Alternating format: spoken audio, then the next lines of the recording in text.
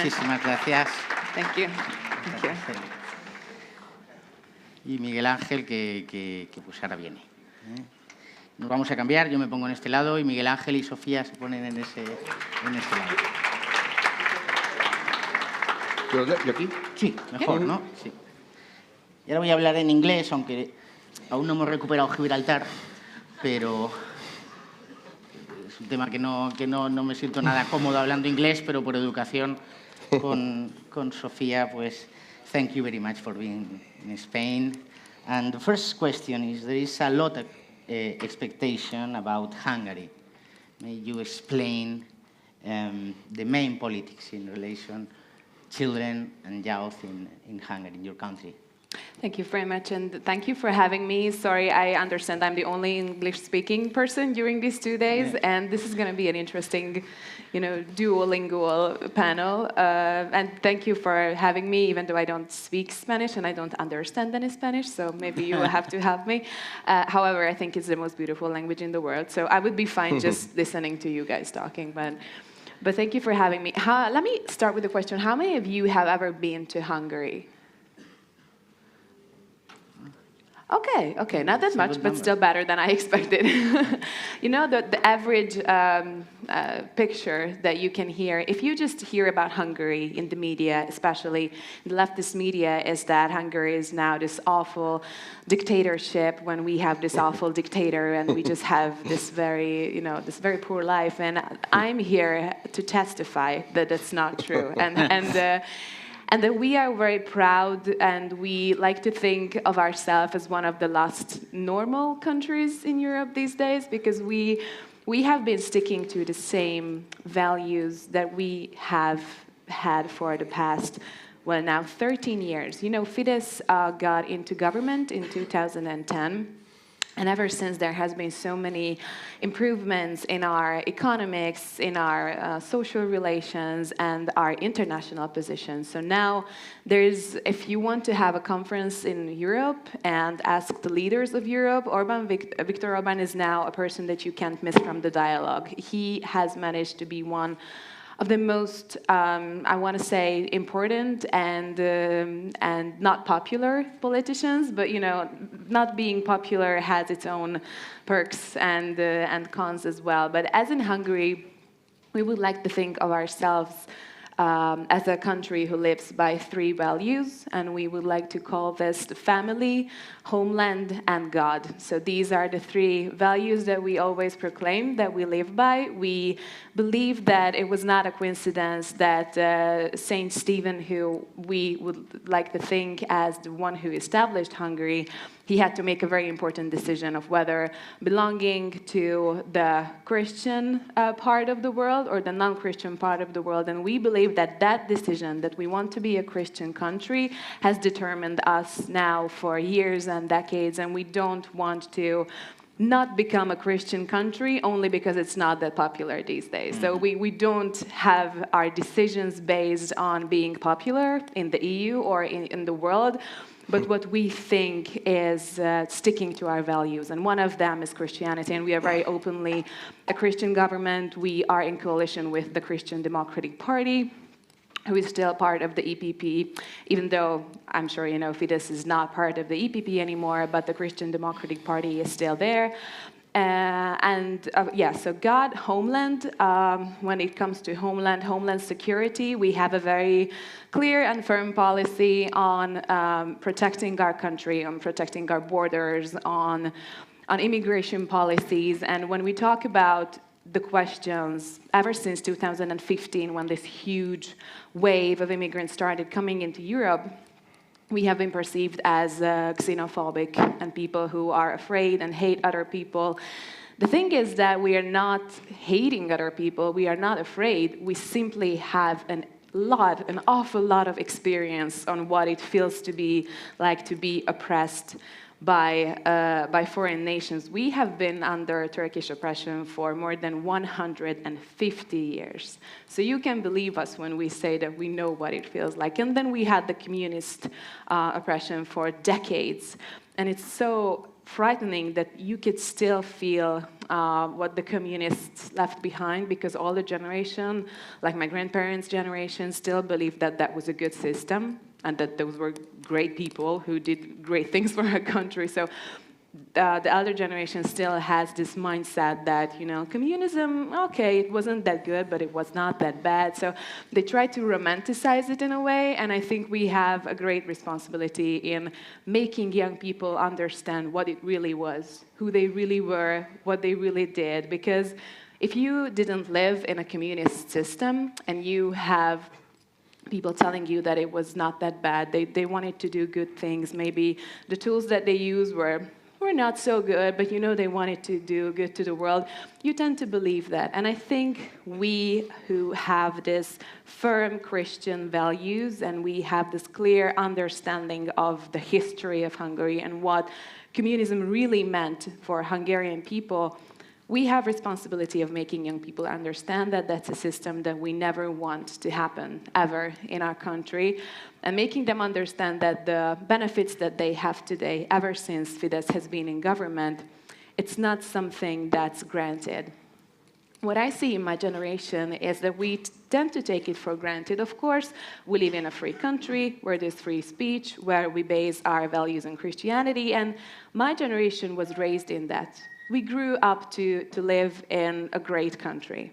And we have to understand that if we let our guard down and we let leftists become to power again, they will change it just like that. And everything that we have been working for in the past 13 or 14 years, they will destroy, because that's what they do. They don't care about family, they don't care about national security, and they will just, you know, burn it down to the ground. And so now talked about God and homeland and family. Hungary has been an openly pro-family and family-supporting system for the past 13 years now, ever since we became into government or into power since 2010. And we like to think that we are famous for our family policies. We think that the measures that we have are very unique in Europe. For example, I couldn't name another country where mothers who have 4 children don't have to pay any personal income tax, or where families receive such a huge help when it comes to housing. And we would like to, it's an open policy of us to support families with children. And that doesn't mean that we don't support families without children. We just understand that having children, having a responsibility towards your family, is something that is a bigger burden financially, emotionally. It's not an easy thing to do. And we would like to support people to, so if they want to have children, that they can have it. It's not like we say that it's compulsory for you to have at least 10 children. It's just if you want some and you would have financial burdens, and that's why you can't have children, we want to take that burden off of you and support you to be able to have your family and to support your children. So maybe in a nutshell, that's the 3, I guess, main values or main ways that we believe in and that we are working for. And those are strictly based on our Christian values and our Christian history. Gracias.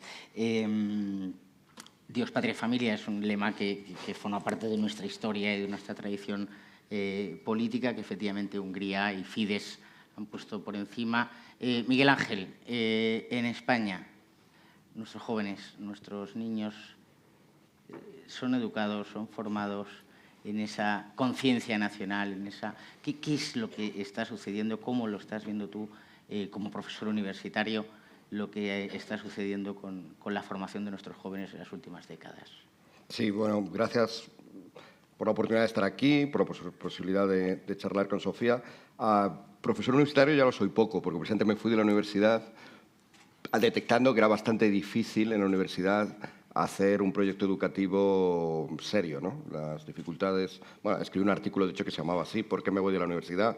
Y explicaba ahí los motivos por los cuales, en realidad, la universidad española no solamente no está pensada para esto, sino que progresivamente es más enemiga de la posibilidad de abordar la educación de una manera seria. Retomando el discurso que ha hecho Zsófia, ¿no? Cuando nos hablaba de cómo la experiencia de la opresión que ha tenido Hungría a lo largo de la historia precisamente les hace especialmente inmunes, como ocurre con una enfermedad, ¿no? Cuando pasas una enfermedad, pues desarrollas la inmunidad a esa infección, ¿no? O eso es lo deseable. Y en el caso de Hungría, pues esto ha ocurrido.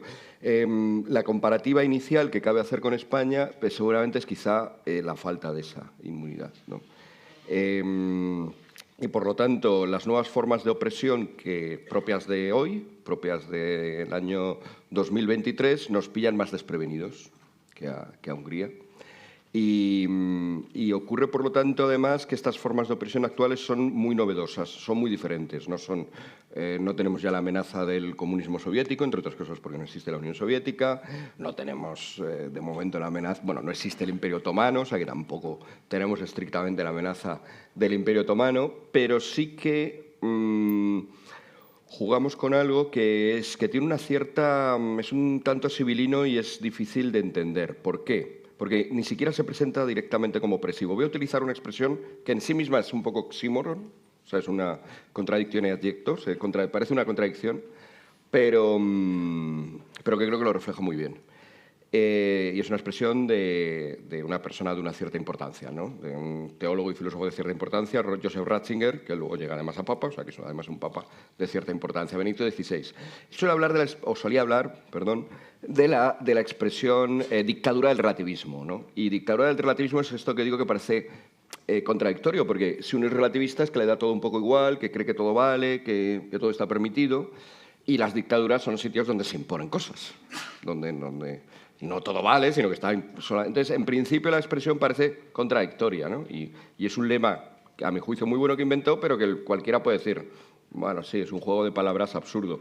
Creo que no lo es, creo que da en la raíz justamente de nuestro problema y de esto que yo intentaba explicar, ¿no? Del tipo de totalitarismo que tenemos ahora, a diferencia del que pudiera ser el Imperio Otomano, pudiera ser la Unión Soviética o el comunismo soviético o cualquier otro fenómeno pasado. ¿Por qué? Porque lo que tenemos enfrente juega en dos tácticas y se ve muy claramente en la educación. Juega dos tácticas que en realidad, aunque parezcan contradictorias, no lo son. Si uno quiere construir algo nuevo, si uno quiere construir... voy a hablar de una civilización, ¿vale? Pero voy a empezar por otro ejemplo. Si uno quiere construir un edificio nuevo en un solar donde ya hay algo... Imaginemos, por ejemplo, en esto, donde está este hotel. Quiere construir aquí una cosa completamente distinta. Lo primero que tendría que hacer sería desmontar el hotel, destruir el hotel, deconstruirlo y luego ya podría construir lo nuevo. Entonces, las dos actividades de deconstrucción y de construcción, aunque parezcan contradictorias, irían en un mismo objetivo. Creo que eso es lo que ocurre con nuestra civilización, ¿no? Y creo que en España, por desgracia, es donde está ocurriendo de una manera más acelerada. Somos, en cierta medida, pioneros, entre otras cosas porque somos muy interesantes para luego desde aquí exportar las cosas a nada más y nada menos que toda la iberosfera. Y de hecho ocurre, ¿no? De hecho se está muy atento, más de lo que nosotros a veces nos damos cuenta. Aquí lo que ocurre, por lo tanto, es que tenemos el momento de constructivo, el momento de desmontar. Por supuesto, no son momentos sucesivos, ¿eh? Puedes empezar, de hecho, en el ejemplo que he puesto del hotel, podrían empezar a desmontar un ala y ya empezar a construir, ¿no? Mientras que siguen construyendo otra. Tenemos creo que tenemos un momento, y se ve muy claramente en la educación, de deconstrucción, bueno, existe de hecho el término teórico, ¿no? Existe la deconstrucción, ¿no? Como teoría filosófica derridiana. Hay un momento de desmonte de valores, de relativización de todos los valores, por supuesto de los tres de los que ha hablado Sofía y que has recogido tú, pero en general de cualesquiera otros. Yo, de hecho, en vez de valores prefiero hablar de principios, porque ya los valores me parece algo demasiado subjetivo, es algo que tú valoras, parece que depende, y las cosas son buenas o malas independientemente de que tú las valores o no, ¿no? Yo luego las valoraré más o menos, pero eso es los valores de la bolsa, ¿no? Suben, bajan. Los valores verdaderos no suben o bajan, valen porque sí, por lo tanto no son principios o mejor todavía, virtudes, cosas que hemos incorporado a nuestra vida. ¿Proporciona la educación, ha proporcionado vuestra educación, os ha educado la educación que habéis tenido en virtudes? A lo mejor algunas posiblemente sí. Habéis tenido suerte de ir a colegios o tenéis la suerte de estar en universidades en que esto ocurra, pero no es lo mayoritario. Lo que ocurre es justamente lo contrario, un desmonte de valores, por supuesto, de Dios, patria, familia y de otros muchos, propios de nuestra civilización, que se ridiculizan, se postergan, se critican radicalmente por opresivos, colonialistas, heteropatriarcales, etcétera, etcétera, ¿no? Todo lo que es la teoría deconstructivista. Eso está ahí y, por lo tanto, al final, de alguna manera, dejaría uno o intenta que uno salga de la educación sin nada, pero también está el otro movimiento, el momento de la dictadura del relativismo. Este es el momento del relativismo, está el momento de la dictadura, está el momento de la imposición en el cual ya estamos viviendo. Hay alas del hotel que ya se han derruido y se están reconstruyendo. Y es la imposición de otros nuevos valores, de una nueva civilización. Y por eso, después, no después, sino muchas veces junto con esa relativización de la herencia que tenemos, y que es lo que ha sido siempre la educación, recibir la herencia de nuestros mayores, de la familia, de nuestra patria, de lo que ha hecho nuestra civilización, aprender de ellos, modificarlos, porque cada generación, por supuesto, es creativa y aporta, y luego legarlos a la siguiente. En vez de eso, después de este corte y de esta relativización, crítica radical, de construcción de lo heredado, intentar formar una nueva civilización que va en una línea muy distinta. Y esa ya sí que se impone, además, y se impone de manera radical, se impone de manera muy contundente, ¿no? Entonces ya, pues si dices cualquier cosa que no cuadra con esta nueva mentalidad, pues se te censura. Se te censura incluso en universidades que se supone que son deberían ser el ámbito de la discusión, pero ya justo es el lugar principal donde a la gente se la expulsa, ¿no? Se la dice, no, justo porque tienes las ideas no te vamos a dejar discutir, ¿no? Es como si a un carnicero no se le dejara ir a un mercado de carne justo porque vendes carne. Pero es contradictorio, ¿no? Es justo debería ser el sitio donde pudiéramos discutir. Esto ocurre cada vez más, posiblemente incluso os ha ocurrido ya como alumnos, os ha ocurrido o como alguien que quería iniciar un debate o como alguien que quería charlar con compañeros, y es prueba de este otro lado del diagnóstico de Ratzinger, del lado dictatorial. Por lo tanto, la situación que tenemos es peculiar, pero es nueva, pero es, por otro lado, muy visible y muy opresiva. Sí, efectivamente, los que habéis estado en Hungría, que sois muchos, se ve claramente que Europa está dividida en dos. Una Europa occidental, más allá del aburguesamiento, ya estamos en otro nivel, y una Europa central. A mí no me gusta llamarle oriental, porque la oriental está más allá. Hay una Europa central que está en otras cosas. Hungary has good rates in employment. What do you think are the reasons for that? How you organize your economy? That's one of the most important questions, I think, when it comes to how to run a country successfully. Of course, you have to have a stable economy in order to build or create anything. You first need a stable economy. And when it comes to employment, especially youth employment, we have had some really significant results in the past decade, like especially when it comes to youth unemployment. So when we got into power in 2010, the youth unemployment rate was about 30%. Today it's not even reaching 10%. So that means that just even in more than 10 years, in 13 years, we were able to reduce youth unemployment to 1/3. And now we are 5 percentage points below the European average, but in the whole European Union, amongst all the nations, we are at, I think, 9th place. So we are at 9th. And the reason why that was possible is because we have introduced a lot of measures when it comes to supporting young people. And here comes the question, like, who counts as young people? And that's one of the questions that I'm most afraid of, because whenever I say, like, I don't know, let's say from 15 to 29, because that's the most common scale that you have. That's what I think that they use in the European Union, in the United Nations. So it's somewhere around 15 and 29. And whenever I say that, everyone who is like 30 or above that get offended, like, I'm not a young person anymore. And people don't like to hear that they are not young. So that's a very interesting question, like, who is a young person? And before my current role, now I'm Ministerial Commissioner for the Ministry for Regional Development, but I used to be Deputy State Secretary for Youth Affairs for 2 years, from 2020 till 2022. And I was given the chance to be part of these measures that we have introduced regarding young people. We understood, especially after the COVID-19 virus, that we have to give extra support for young people because they are vulnerable when it comes to the labor market. They don't have that much experience, they don't have that much knowledge, they need mentors who encourage them and help them how to be successful on the labor market. So what we have decided to do after the COVID-19, and that was, I think, 2 years ago in 2021, we introduced a new measure that every young person in Hungary who is under the age of 25, they don't have to pay personal income tax after their work. This means that on an average, they can take home 200 euros plus, which means that on a yearly basis, it's almost 2,200 euros that they don't have to pay as tax, but they can keep it for themselves. They can turn it towards their education, housing support, so they can use it for their own advantage.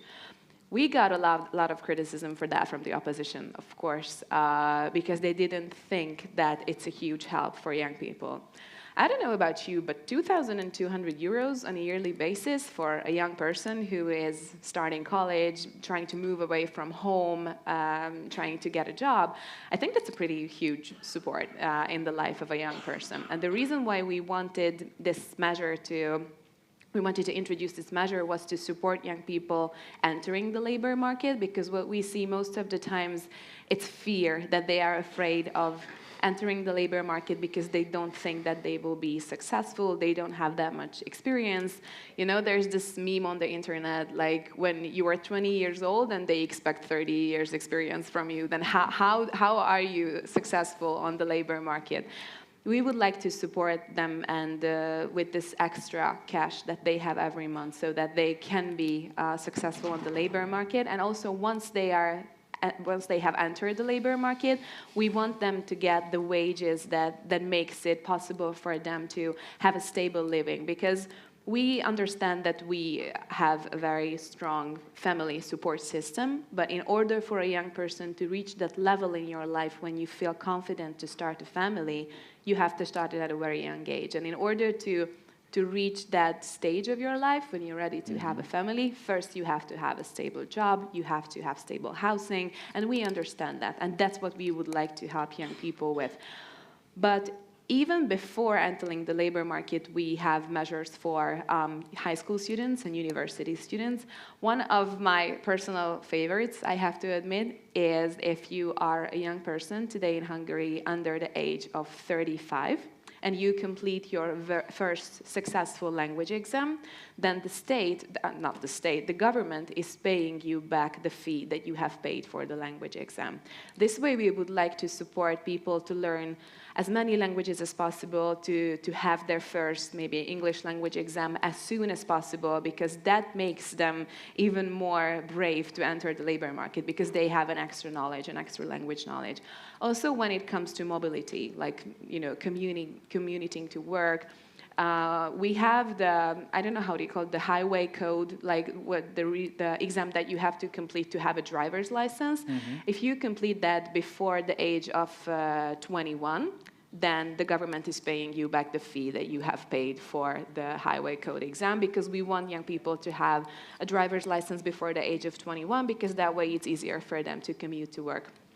So these are just few of the measures that we have. We have a very complex national talent center where we provide scholarships for talented young people. One of my favorites is called Stipendium Peregrinum. And with that, we would like to support the ones who are accepted to the best universities in the world. You know, we have received criticism for a long time in Hungary that young people are fleeing the country, they go to the UK and to America, and they're leaving the country and they're never coming back. That's what we wanted to address with this scholarship. So we actually encourage them to go to America, the UK, to the best universities in the world. But if they receive this scholarship, it's all costs covered. So for 1 year, let's say you are accepted to Cambridge University. You go to Cambridge University and your tuition fee, your housing fee, everything that you need is covered by the scholarship, because we would like to make it easier for them so that they only have to focus on studying and they don't have to work next to university. But it's like an open secret, like what you are willing to do with the scholarship is that you promise that you are coming back to Hungary after you got your degree. And this is not like a pressure on you. This is just the mindset is that you are supported to go and gain as many knowledge and experience as possible, but then have the motivation to come back to Hungary and to invest all that knowledge and experience that you have to Hungary and in Hungary. So that's basically one of the best scholarships I think that we have. So this is, I think, in a nutshell, what we have when it comes to youth policies. But we also need to talk about children, because when we talk about family, we have to talk about youth. When we talk about youth, we have to talk about children.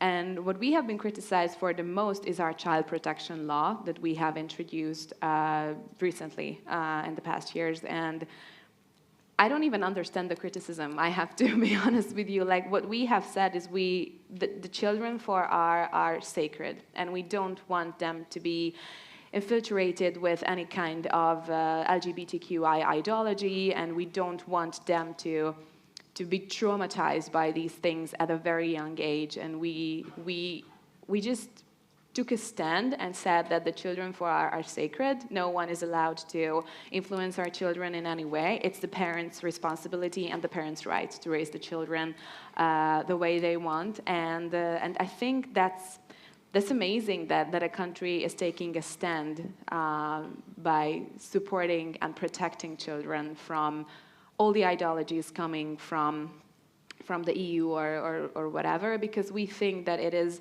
the parents' right to raise the children the way they want them, and we want to protect them from any, ideological manipulation. Because what we see is that most of the times they try to portray these things as being open to society, and love is love, and all these things, and children don't understand that. They just see men dressed as women, and they get confused, like, what's going on, And of course we know what's going on, but they're just like a 6-year-old children receiving this ideology or seeing these things.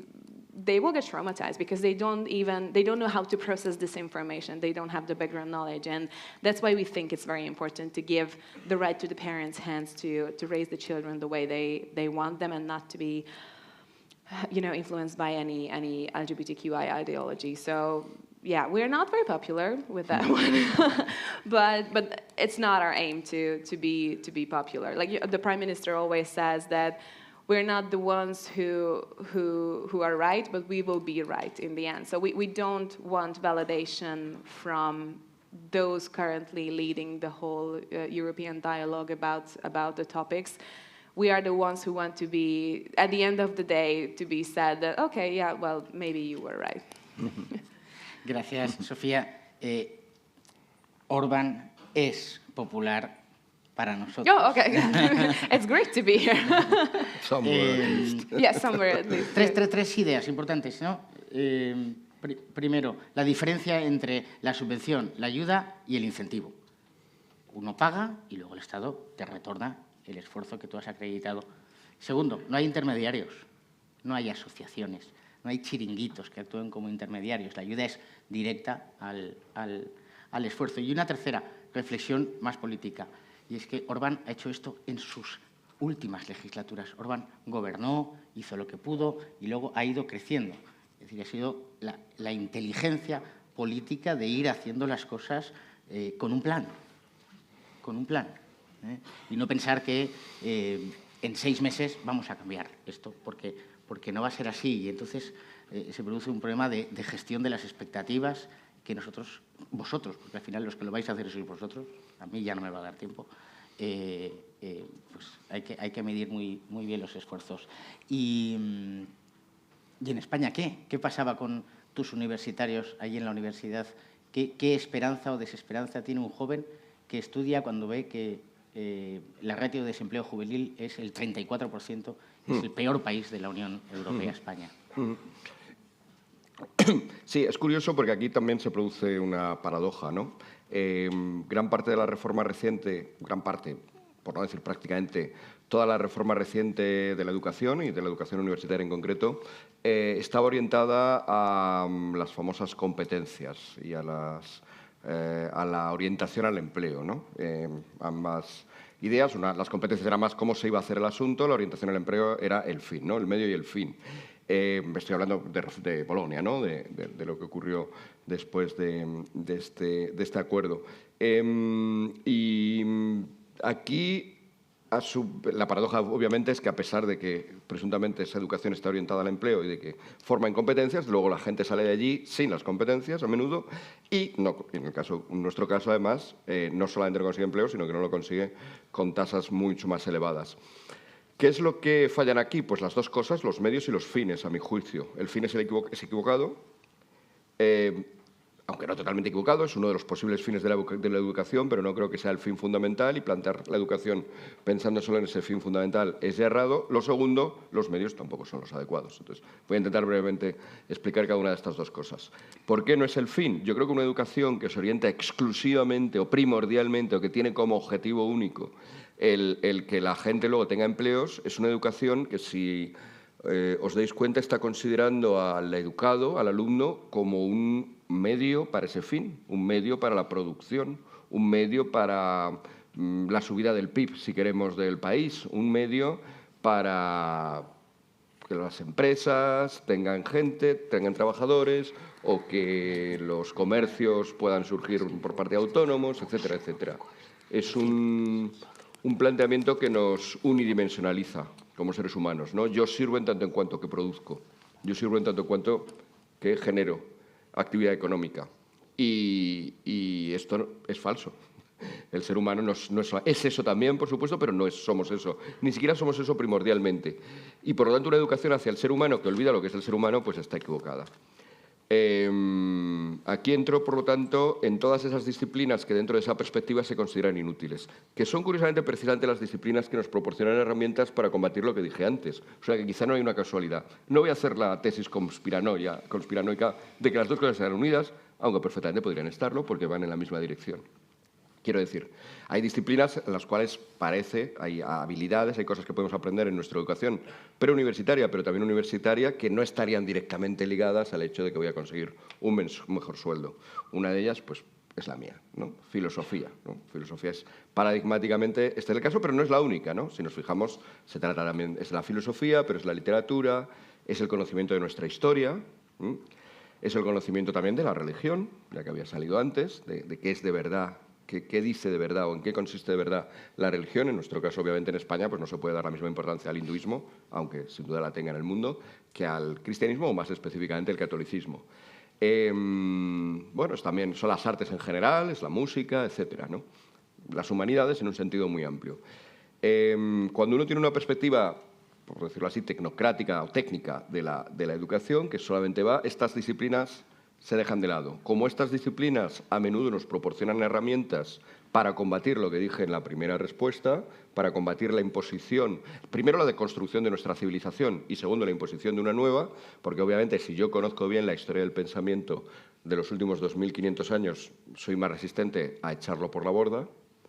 Y si conozco bien la historia de mi país, de España, soy más resistente a echarla por la borda y considerarla una mera historia de la opresión, o una mera historia del colonialismo, una mera historia reprobable de la que debo avergonzarme o que al menos debo intentar modificar. Pues por eso digo que coincide bastante bien estos dos movimientos. Por cierto, anécdota reciente, para mi juicio, tremendamente ilustrativa. Lo he contado en un texto. En el texto no daba tantos datos como que a lo mejor doy alguno más. Se trata de un decano de una facultad de Geografía e Historia, que estaba hablando con un responsable de una institución importante en España relacionada con la historia.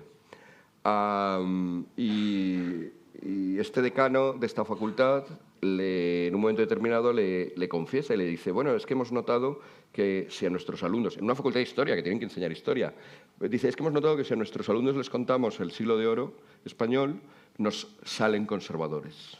La declaración es preciosa, porque a mí me gusta sobre todo, y ahora aludo a la lingüística, se llama dativo ético, ese nos salen, ¿no? Como si fueran de alguna manera suyos, ¿no? Pero más allá del dativo ético, que es muy significativo, la frase es que no queremos que nos salgan así, no queremos que nos salgan conservadores y, por tanto, les excluimos de su formación en una facultad de historia, insisto, o intentamos aminorar lo más posible en su formación el conocimiento de los siglos más gloriosos de España. Bien, esto que podría parecer anecdótico no es tal si miramos simplemente las leyes educativas recientemente implantadas. En el bachillerato que se propone, la historia de España no va a incluir el siglo de oro español. Va, de hecho, a empezar a darse la historia de España a partir del año 1808. Es decir, va a empezarse a explicar España cuando España es invadida. Esa es la España que se va a conocer. Y el siglo XIX, por otra parte, como espero que sí sepáis, os lo hayan dado o no en clase, Es un siglo bastante atribulado, es un siglo en que se pone en cuestión la monarquía, es un siglo en que se pone en cuestión la propia existencia de España, surgen los nacionalismos, es un siglo de pérdida del imperio, desde el principio, ya enseguida ahí, a los inicios, hasta la famosa crisis del 98, ¿no? Bueno, pues esa es la España que se quiere transmitir de facto, ya digo, esto no es un comentario que también me parece significativo, no es un comentario de un decano de tal, es lo que de hecho está implantado en la ley, ¿no? Bueno, pues por lo tanto, en definitiva, lo que quería decir es que, claro, con la excusa de la educación técnica, de la educación para el empleo, que luego no da empleos, porque de hecho no funciona, con esa excusa además se postergan todas estas otras disciplinas, filosofía, historia, que nos proporcionarían unas herramientas para hacer frente a esa imposición ideológica. Si me permites que empiece un pequeño diálogo con Zsófia. Sí, y además, a este respecto. Espera un momento. Justo quedan 20 minutos, ¿vale? Entonces vamos a abrir turno de preguntas, por supuesto, a Zsófia en inglés o en húngaro. Si alguno sabe húngaro, se la puede también hacer en húngaro. Y si quieres hablar para que... Vale.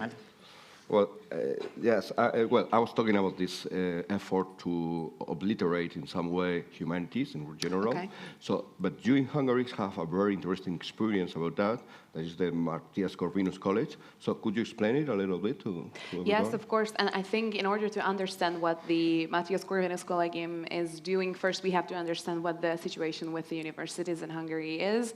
Of course, you can have a lot of fair criticism when it comes to education in Hungary. I think that's a field that we need and should improve, starting from the teacher salaries and you know, just revising the whole curriculum, because it is very old-fashioned. Let's say the education system that we have, it's not prepared to face the challenges of the 21st century. I think you could put it that way. But when it comes to ideology being conveyed in universities, all of our universities are now, I think, are filled with these leftist professors who are trying to really, you know, fill your mind with this nonsense bullshit, really. I'm sorry, but I'm sorry. But when it comes to, you know, ideology, the thing that they say is that from, you know, ex cathedra, from there's no politics ex cathedra. And then I, as a law student, go to one of the first law schools in Budapest, at the university. And on my very first course, I'm being told by a lesbian teacher of mine that I should be more open to LGBTQI ideology. And, you know, we had that, the conflict with the Central European University, the Soros University, and that if we don't raise our voices in favor of the university, then we are not worthy of going to this university. And I was like, whoa, very interesting. I thought no politics ex cathedra, but that's fine. But if you try to voice your opinion, then you are like, you know, this fascist, dictatorist, whatever, Orban puppet. So it's very not an easy thing today, that's what I'm trying to say, to be a young conservative person at a Hungarian university today, because you will be looked down on and you will be considered as someone who does not have their own opinion. You are just influenced by, you know, the government propaganda. And in order to give some support to those young people who are openly saying, okay, I'm a conservative person with values, the MCC is, the Matthias Corvinus Collegium, is for them to have a community where they can count on each other, and they can hear some different narratives from the ones that they hear on the universities, and they can, at least, they don't have to accept it, but they have the chance to compare and contrast. They're not just hearing one side from the leftist professors at the university. They're also provided with lectures and resources from people who openly represent a conservative mindset. So that's what MCC is really trying to be, like a fortress for people, or to have a community where you can have this sense of belonging to a conservative, you know, alma mater, that you have both sides and you can listen to both sides and not just have the impact from the university, but you also, you know, see the other side. Sure. Yeah. Could I take the chance to explain a little bit about this? Oh yeah, of course. Okay. Sure. O sea, en conexión con esto, una experiencia muy parecida, y así ya meto mi cuña publicitaria, es la que tenemos en ISEP, aquí en España, que es el lugar donde me fui una vez que me fui de la universidad, por si alguien se queda intranquilo de, bueno, este hombre se fue a la universidad y ahora ¿de qué vive? Forma parte de las listas de desempleo, estas altísimas, no las juveniles, pero las otras.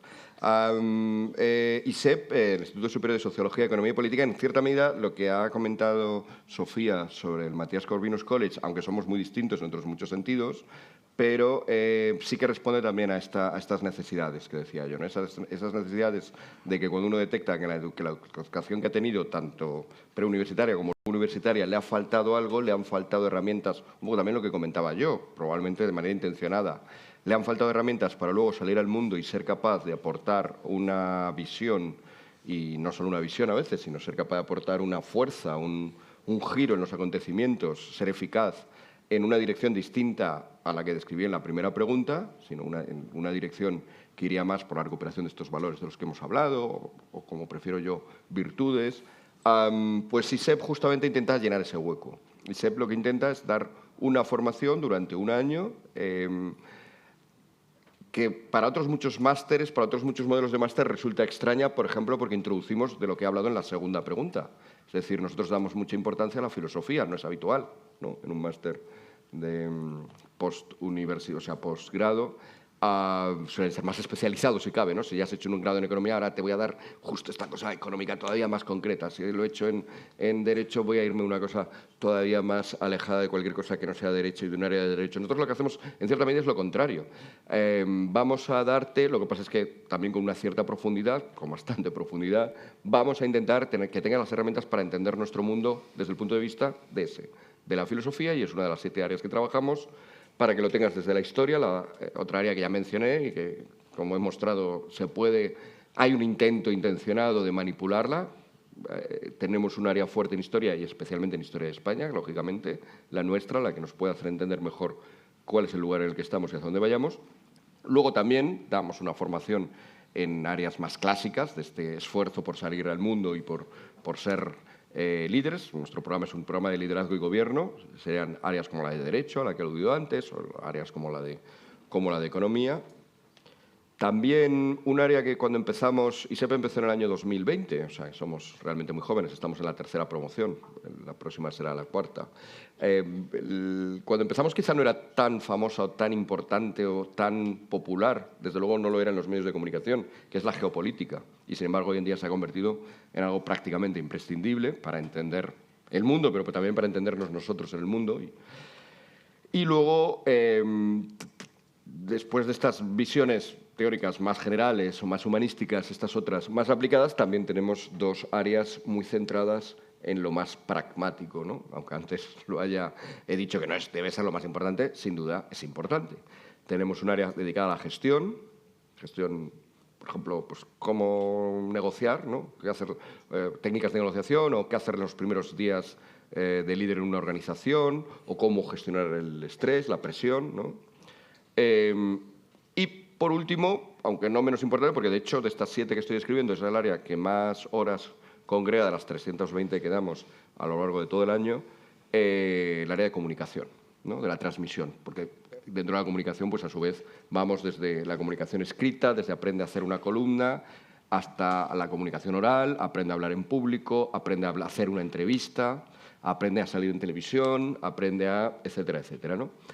Ese es un poco el perfil. Nuestras clases son los viernes por la tarde, los sábados por la mañana, o sea que se adaptan bastante bien a personas que ya están empezando a trabajar o que siguen estudiando otros másteres, o están haciendo sus doctorados. La verdad es que tenemos un alumnado bastante plural en ese sentido, aunque en este otro pues bastante unánime, ¿no? Al haberse dado cuenta de que tienen esta carencia y de que alguien se la puede proporcionar, ¿no? He hablado un poco en abstracto, el profesorado que tenemos lo podéis ver en la página web es isep.es, y tenemos abierto el plazo. Profesores muy buenos, como Buxadé. Un tal Buxadé tenemos, sí, un tal Buxadé, no sé si le conocerán, por eso no lo he citado. Nos lo pasamos muy bien, eso sí.